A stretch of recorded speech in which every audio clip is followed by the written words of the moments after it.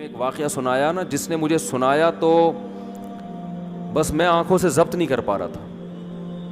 حضرت مولانا طاری جمیل صاحب کا واقعہ ہے.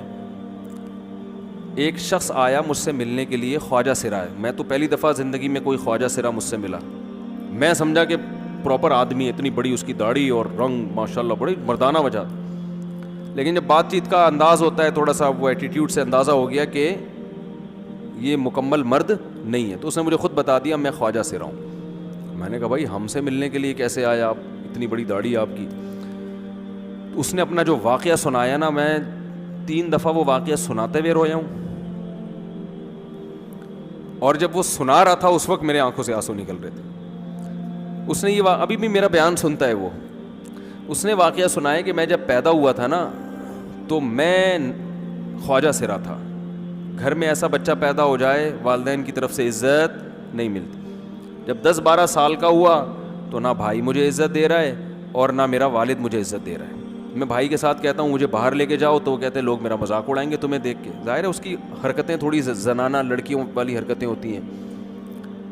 اور والد بھی کہیں محفلوں میں نہیں لے کے جا رہے، ایک مذاق اڑایا جاتا ہے. کہنے ایک دفعہ میں کہیں گزر رہا تھا تو یہ جو ہوتے ہیں نا خواجہ سراؤں کی پوری ایک جماعت تھی. انہوں نے مجھے پہچان لیا، دیکھا اتنا اچھا. اس وقت نہ اس کی داڑھی، اور یعنی اس میں خواتین والی ہی علامتیں تھیں زیادہ. تو انہوں نے مجھے کہہ رہے ہیں اتنی عزت دی، کھانا کھلایا اور اپنے گرو کے پاس لے کر گئے. اور گرو نے کہا کہ تم ہمارے ایجنٹ بن جاؤ، ہم تمہیں پھر اب ڈانس ماس کروائیں گے، آدھے تمہارے آدھے ہمارے، جو بھی اس کا سیٹ. کہہ رہے مجھے پہلی دفعہ کہیں عزت ملی. تو لیکن میرے ابا کو پتہ چل گیا تو ابا نے لا کے طبیعت سے کوٹ دیا، ٹھیک ہے نا، کہ دوبارہ ان میں نہیں بیٹھنا. ٹھیک ہے ہم نے توبہ کر لی بھائی، یہ برے لوگ ہیں، ڈانس ماس اچھی چیز نہیں ہے، ٹھیک ہے. تو اب کیا ہوا، کہتے ہیں کہ پھر جو ہے نا کچھ دنوں میں کہیں کسی سے جھگڑا میرا ہوا کسی بات پہ، تو اس نے انتقام لینے کے لیے شکایت لگا دی ابا کو کہ یہ دوبارہ ان کے پاس گیا. حالانکہ وہ جھوٹی شکایت تھی. اب ابا کو لگا کہ یہ صحیح کہہ رہا ہے جس نے شکایت لگائی ہے، کیونکہ شبہ تو تھا نا ابا کو دوبارہ جائے گا. ابا نے پھر مارا. تو کہہ رہے ہیں میں بول رہا ہوں کہ میں نے یہ کام نہیں کیا، میں نہیں جا رہا ان کے پاس، میں نہ ناچ گانا سیکھ رہا ہوں، کچھ بھی نہیں. لیکن ابا نے اس کی باتوں میں آ کے انکوائری نہیں کی ہوگی پوری، وہ سمجھے ہوں گے کہ بھئی ایسا ہی ہے. تو ابا نے پھر کٹائی لگائی. تو اس کے دل میں منفی جذبات پیدا ہو گئے اور یہ گھر سے بھاگ گیا کہ بھئی مجھے ویسے تو عزت نہ یہاں مل رہی ہے اور میں اب ذلت برداشت بھی کر رہا ہوں تو بھی. کہہ رہے میں وہاں چلا گیا. تو جب میں وہاں گیا ہوں نا خواجہ سراؤں کے ہاں، تو وہی گرو اور ڈانس، اور پھر اس نے مشہور کچھ ایکٹروں کے نام بتائے جن کے ساتھ ہم ڈانس کرتے تھے. اور پیسے آنا شروع ہو گئے، آدھے گرو کی جیب میں آدھے ہماری، اور ہٹو بچوں. لیکن ظاہر ہے یہ کوئی عزت دار راستہ تو نہیں ہے نا. کہہ رہے ہیں کہیں سے تبلیغی جماعت میں حضرت مولانا طاری جمیل صاحب آ گئے. انہوں نے اجازت مانگی، ہمارے گرو کو پیغام بھیجا بھائی مجھے ایک دفعہ یہاں آ کے دعوت دینے دو. اس نے اجازت دے دی، آ جاؤ بھائی.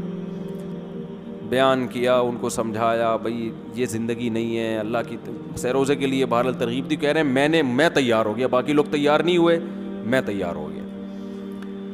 کہہ رہے میں نے گرو سے اجازت لی. اس نے کہا جاؤ لگا لو سیروزہ. تو کہتا ہے کہ جب میں حضرت کے گھر پہ گیا ہوں نا تو حضرت پہلے سے دروازہ کھول کے ایسے انہوں نے دونوں بازو پھیلائے ہوئے تھے استقبال کے لیے، پہلے سے کھڑے ہوئے تھے علماء کے ساتھ. کہتے اتنے مشہور آدمی، اتنی بڑی سیلیبریٹی، اور اتنے بڑے بڑے علماء، ان کی پگڑیاں، ان کے اتنا خوبصورت لباس، جو خود عزت دار لوگ ہیں. کہہ رہے ایسے جو ہے نا میرے استقبال کے لیے دونوں بازو پھیلا کر کھڑے ہوئے ہیں، اور ایسے مجھے بیٹا بنا کے نا اپنے سینے سے لگایا کہ تو میرا بیٹا ہے. کہہ رہے خدا کی قسم مجھے زندگی میں پہلی مرتبہ